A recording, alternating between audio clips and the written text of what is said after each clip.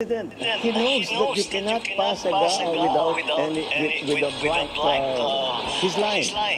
Sino ang nagpuno ng mga blankong ito? Kanino galing yung mga halaga na napunta doon sa final form ng GAA na unconstitutional pero pinirmahan ninyo? Yun ang sagutin ninyo. Hindi yung sasabihin ninyong fake news. Fake news ay ano, blanco, pirmado. Ang Malacanang po ang nagpapalaganap ng fake news. Pinipihit po nila yung usapin sa GAA. Wala po nagsabing may blanco yung GAA. Ang sinasabi natin, blanco, itong final document na naging basihan ng GAA.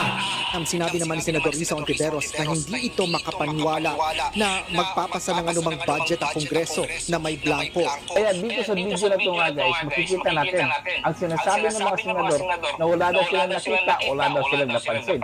Subalit nga guys, dito po sa UNTV, papakita ko sa inyo, natutwasan po nila kasi sila mismo humingi ng kopya.